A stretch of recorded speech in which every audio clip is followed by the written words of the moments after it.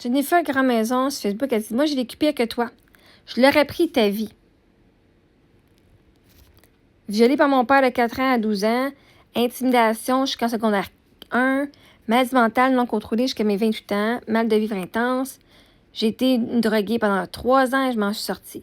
Violence conjugale avec la peur de mes enfants et des PJ qui viennent de partir. Aujourd'hui, je suis heureuse et épanouie. La peine d'amour qui dure 9 ans est plus facile à vivre que ce que j'ai vécu. Oui, je suis maman solo-parentale qui élève seule mes enfants. Il y a toujours des personnes qui vont vivre plus que toi et mieux que toi. Mais on s'en fout tant que tu es heureuse dans ton moment présent et que tu ne vis pas dans le passé, mais que tu ne fais que te référer. Premièrement, je t'envoie bien de l'amour. OK? Deuxièmement, tu sais pas c'est quoi la douleur que moi j'ai eue. Je me suis aussi fait intimider. Le mal de vivre, pour pas vouloir me suder, mais j'ai eu une dépression aussi quand mon mari est mort. Et la douleur que j'ai de 32 ans à aujourd'hui, c'est encore, la douleur est plus intense. Elle est moins fréquente, mais de plus en plus profonde. Mes parents n'étaient pas là quand je faisais mes activités.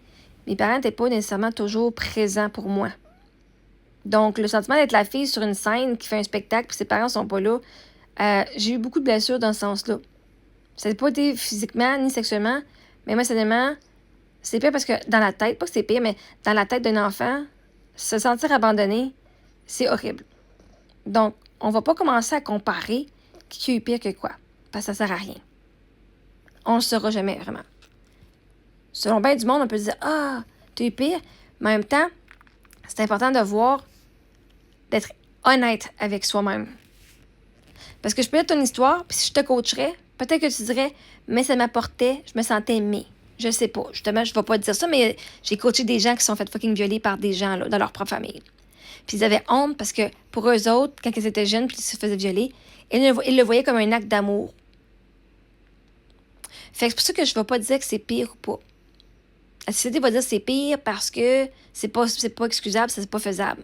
Moi, j'ai eu des attouchements, pas des attouchements, mais j'ai touché au pénis d'un monsieur dans sa chambre, chez ma voisine, que j'avais une amie de mon âge.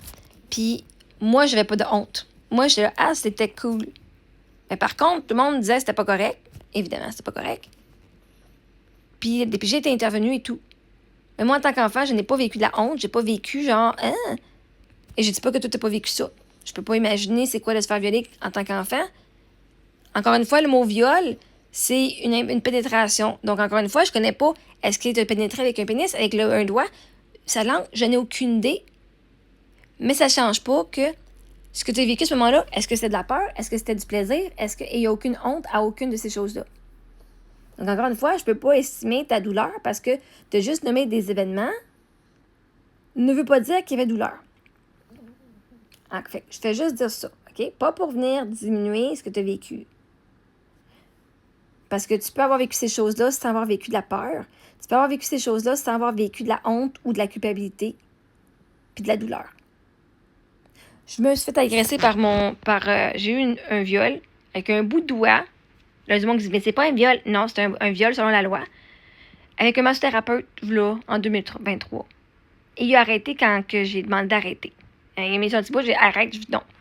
Puis, ça m'a pas fait mal. C'était juste comme, hey, dude, OK?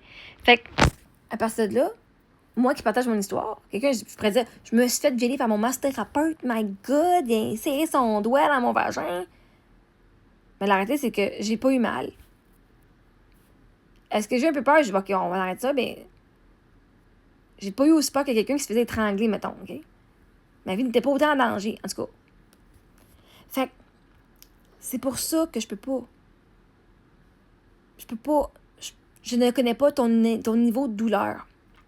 Et ça va pas venir changer, moi, le niveau de douleur que moi, j'ai vécu puis que je vis encore aujourd'hui. Parce que j'ai encore de la douleur, ça veut pas dire que je suis pas heureuse. Il y a une nuance. Ceci dit, tu as tout à fait raison sur on s'en fout. Il va toujours avoir du monde qui vont avoir eu pire. Il va toujours avoir du monde qui ont eu moins pire que toi. Puis si on commence à se comparer à tout le monde, ça marche pas. Il faut vraiment se comparer à nous, où ce qu'on était hier, où ce qu'on était là 1 an, où ce qu'on était là 10 ans. Si tu avais un mal intense que tu as 28 ans, puis que là, tu te sens bien, bien, tu vas te comparer à où ce que tu étais à tes 28 ans. Puis tu vas te célébrer. Moi, je te célèbre, bravo, d'avoir réussi à trouver des solutions pour t'aimer et de te sentir bien. Mais moi, c'est pas une peine d'amour. Je vis de la peine parce que le manque est encore là. Mon mari ne reviendra pas en vie. Tout ce qui manque, ça me cause de la peine de tout ce qui manque, de tout ce qu'on était supposé de vivre ensemble. Puis ça me fait de la peine pour mes enfants. De tout ce qu'ils ne peuvent pas vivre d'enfants normaux qui ont un père puis une mère. Ça, c'est pour le restant de leur jour. Fait que oui, à un moment donné, en tout cas, c'est mon souhait qu'elles vont avoir un beau-père, que je vais avoir me remarier ou avoir un chum, puis qu'elles vont avoir un père, un beau-père. C'est mon souhait qu'elles peuvent un moment donné avoir un homme, une figure paternelle dans notre vie. Parce qu'il me fait le plus mal au cœur, là, c'est pas pour moi. Ça me fait mal, oui, c'est pour mes enfants.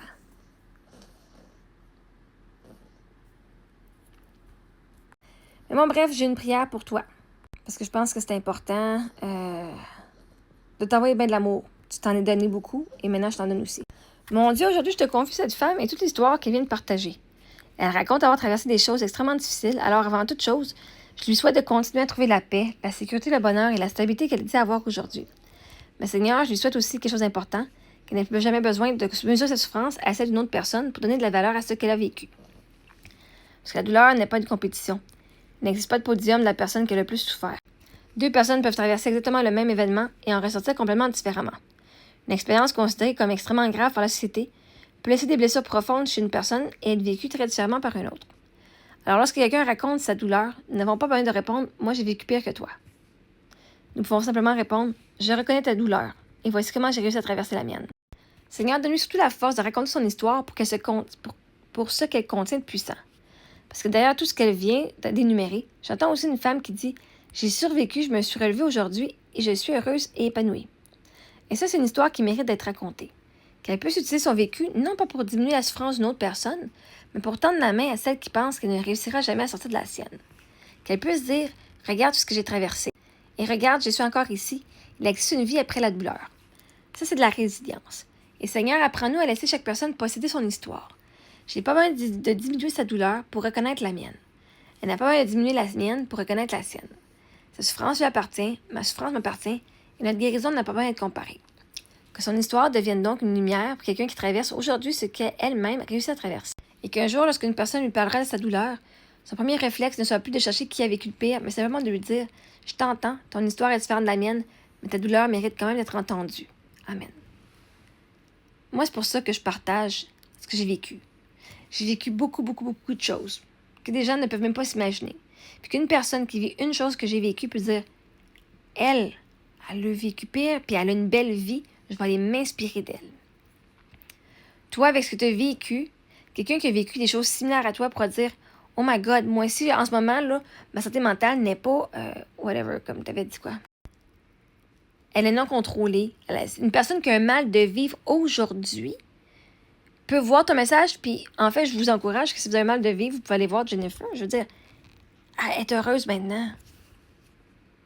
Parce que je dis ça, mais il faudrait que Jennifer soit d'accord, là. Allez pas la voir, tu sais. À moins qu'elle écrit dans les commentaires, oui, c'est d'accord, je peux vous aider, là, je peux vous parler, partager ce que j'ai vécu. Mais cette histoire-là méritait d'être entendue. Je devrais faire des vidéos, partager comment tu as réussi à t'en sortir. Puis il y a du monde qui écouterait ça, puis dit « Oh my God, je passe par la même affaire que toi. Puis j'aime comment tu t'es sorti, merci de ce conseil-là. Merci de partager ce que tu as fait. » Puis c'est pas des conseils qu'on donne. On donne ce que nous, on a fait. Puis les gens vont soit être inspirés de faire la même affaire ou vont dire « Oh my God, ça m'inspire à faire quelque chose de similaire. » Fait je t'envoie beaucoup d'amour, d'une femme courageuse. Et je te souhaite d'avoir le courage de partager ton histoire, de la résilience et de tout ce que tu as réussi à surmonter et comment tu l'as surmonté. Parce que moi, ce que je trouve le plus intéressant, c'est pas ce que tu as survécu. C'est comment tu as survécu ces choses-là. C'est là le juicy, c'est là le trésor. Parce que tu me parles de ce que les autres ils ont fait au lieu de parler de ce que toi t'as fait pour t'en sortir. Viens parler de toi, ma chère. Tu mérites enfin.